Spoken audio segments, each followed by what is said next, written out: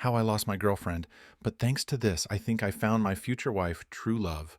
The night my girlfriend broke the news to me is one I'll never forget. We had been together for 2 years, living together for 8 months, and in that time, I thought we had built something strong, something real. We were partners, best friends, and I had started to believe that we could be the kind of couple who would last, who would weather the storms of life and come out stronger on the other side. But life had a different plan for us, a plan that I never saw coming. It all started subtly, in a way that I dismissed as stress from our busy schedules. We were both swamped with school and work, barely finding time to do the things we used to enjoy together. I noticed that she had become a bit distant, emotionally colder than usual, but I chalked it up to the pressures we were both under. I reassured myself that once things calmed down, we'd find our rhythm again. One night in September, I came home after a long day, exhausted, but looking forward to dinner with her.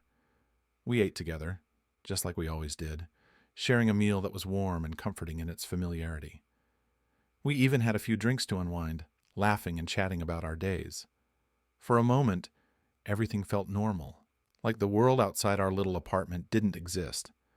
But then she got up to use the restroom, and that's when everything changed. I heard her throwing up, and my first instinct was to help her. I thought maybe she had too much to drink, that it was just the alcohol getting to her.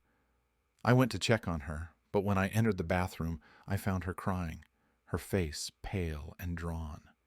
She looked up at me, her eyes filled with a kind of fear and sadness that I had never seen before. "I have something to tell you," she said, her voice trembling. Those words sent a chill down my spine. In that moment, I knew this wasn't about the alcohol. This was something much worse. She told me that she and her male best friend had too much to drink one night, and she tried to make out with him. She touched him all over, and she didn't want to stop. It only ended because he stopped it, because he had the sense to put a halt to something that could have destroyed both of their relationships. As she spoke, her words felt like knives slicing through my heart. She confessed that she was in love with him, that she had been emotionally cheating on me, that she had been having sexual dreams about him. Every word she said pushed me further into a state of shock, disbelief, and hurt. I wanted to tell her to stop, to just stop talking, but she kept going. She said that she didn't think long distance would work once I moved to Southern California in January to finish college. She was finishing up her own degree and planning to take a gap year before law school, and she needed to find herself to focus on school. According to her, our breakup was inevitable because of the circumstances of our lives, not because of anything inherently wrong with us. But I couldn't help but feel like it was more than that. A few weeks before this, she had come home at 2 a.m. after a party where this guy had also been. She was cold towards me that night, and I remember feeling a pang of jealousy and unease. When she jumped onto the phone with him as soon as she got home, it pissed me off. I confronted her, asked her if something was going on between them, but she assured me there wasn't. She apologized for making me feel like I was in second place, and like an idiot, I chose to believe her. Now, here she was, telling me that she was in love with him. She said that nothing physical had happened between them, that I was perfect, but that she needed to focus on herself, on school, and on finding her own path. She suggested that if our paths realigned in the future, maybe we could rekindle our relationship, but for now, she wanted us to just be friends. Friends. She wanted us to be friends after all of this. As I sat there, listening to her words, I felt numb, completely and utterly numb. This was the woman I thought I would build a life with, the woman I thought I would marry, have kids with, grow old with. And now, all of that was crumbling around me, and I didn't know how to stop it. I didn't sleep that night. I couldn't. My mind was racing, replaying everything she had said, everything that had led up to this moment. How had I not seen the signs? How had I let this happen? Over the next few days, the numbness turned into a deep, aching pain.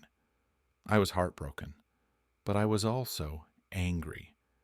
Angry at her for betraying me, for falling in love with someone else, for making me feel like I was perfect while simultaneously throwing me away.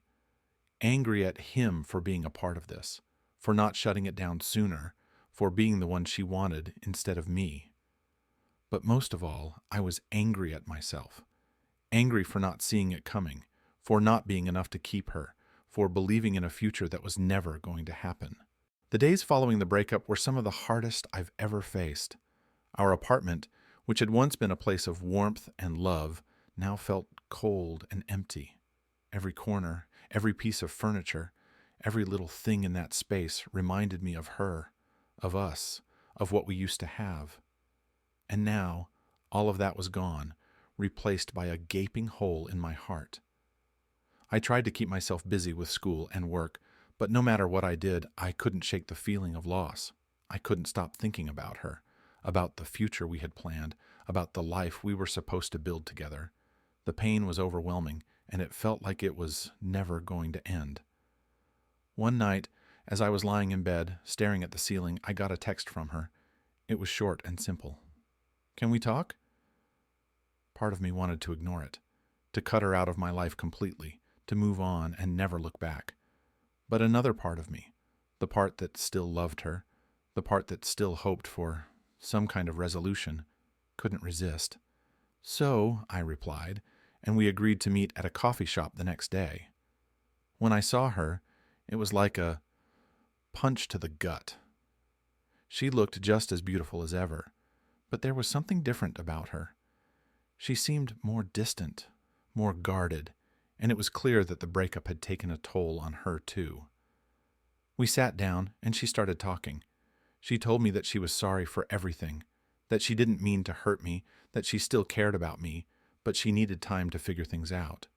She said that she felt lost, that she didn't know who she was anymore, and that she needed to find herself before she could be in a relationship with anyone. I listened to her, trying to keep my emotions in check, but it was hard. Every word she said felt like another twist of the knife in my heart.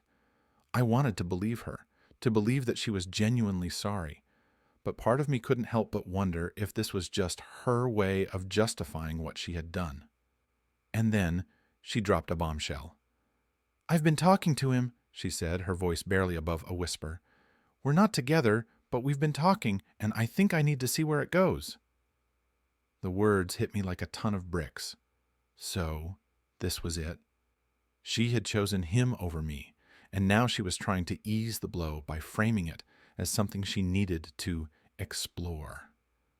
I felt a surge of anger and betrayal, but I tried to keep my cool. "Do whatever you need to do," I said, my voice cold and distant. "But don't expect me to be here waiting for you." She looked taken aback by my response, but she didn't say anything. We sat there in silence for a few moments before she finally got up to leave. "I'm sorry," she said again, her eyes filled with regret. "I never wanted to hurt you."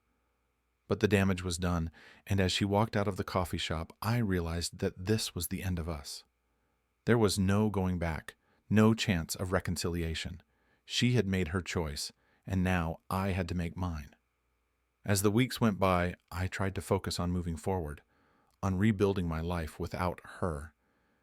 It was hard, and there were days when I felt like I was barely holding on. But slowly, I started to find my footing again. I threw myself into my studies, into work, into anything that would keep my mind off of her and the pain she had caused. One day, while I was at the library, I bumped into an old friend from high school, Rachel. We hadn't seen each other in years, but we quickly fell back into the easy camaraderie we had shared back in the day. She had always been someone I could talk to, someone who understood me, and it felt good to reconnect with her. We started hanging out more, grabbing coffee, studying together, and before I knew it, I found myself looking forward to our time together. She was smart, funny, and down to earth, and being around her made me feel like myself again, like I was more than just the guy who had been dumped by his girlfriend. One evening, as we were walking through the park, she turned to me and said something that caught me completely off guard. "You know, I always had a crush on you in high school," she said with a smile. I stopped in my tracks, surprised by her confession.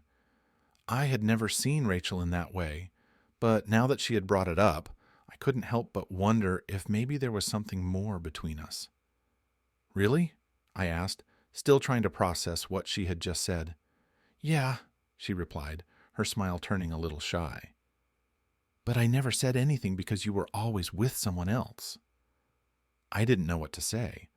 The idea of Rachel having feelings for me was something I had never considered, but now that she had brought it up, I realized that I had started to develop feelings for her too.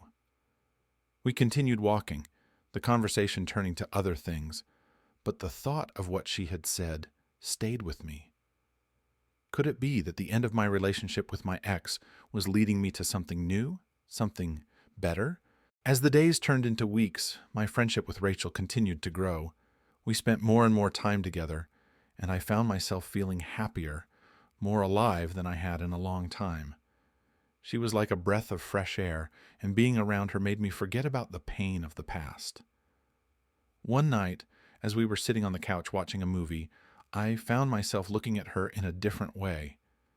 She was beautiful, not in the same way my ex had been, but in a way that felt more real, more genuine. There was something about her that made me feel like I could be myself, like I didn't have to pretend or put on a front. And in that moment, I realized that I had fallen for her. I didn't know what to do with that realization, didn't know if I should tell her how I felt or if I should keep it to myself. But as the movie ended and she turned to me with a smile, I knew that I couldn't keep it in any longer. Rachel, I began, my heart pounding in my chest, I need to tell you something. She looked at me, her expression curious, but open. What is it? She asked. I think I'm falling for you, I said, the words tumbling out before I could stop them. She stared at me for a moment, her eyes wide with surprise, but then she smiled, a smile that lit up her whole face.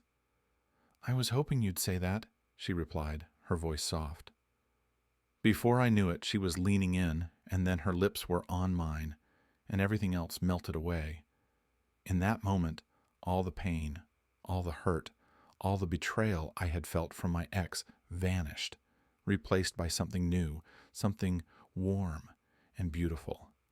As we pulled apart, she looked at me with a mix of happiness and relief. I've been waiting for this for a long time, she admitted, her voice filled with emotion. So have I replied, realizing that maybe, just maybe, this was the beginning of something amazing. As the weeks turned into months, my relationship with Rachel blossomed into something beautiful. It was different from what I had experienced with my ex, less intense, less tumultuous, but more real, more grounded. She made me laugh, made me feel valued, and most importantly, made me feel like I was enough just as I was. We took things slow, not rushing into anything, but letting our relationship develop naturally. It was a welcome change from the whirlwind of emotions I had experienced before, and it allowed us to really get to know each other, to build something solid and lasting. One day, as we were sitting in a cafe, Rachel looked at me with a serious expression. "Can I ask you something?" she said. "Of course," I replied, curious about what was on her mind. "Do you still think about her?" she asked, her voice soft. I knew who she was referring to, my ex. And the truth was, I did still think about her from time to time, but not in the way I used to. The pain and anger had faded, replaced by a sense of acceptance and closure. "Sometimes," I admitted, "but not in the way you might think. I've moved on, Rachel. I'm happy with you, and I wouldn't change a thing." She smiled, looking relieved. "I'm glad to hear that," she said, "because I want to build something with you. Something real." "And we will," I replied, taking her hand in mine. As we sat there, holding hands and looking out at the world around us, I realized that the pain of the past had led me to something even better. I had found someone who truly cared about me, who valued me for who I was, and who was willing to build a future with me. In the end, the breakup that had once felt like the end of the world had turned out to be a blessing in disguise. It had led me to Rachel, to a relationship that was based on trust, respect, and love. And as I looked into her eyes, I knew that I had finally found what I had been searching for all along.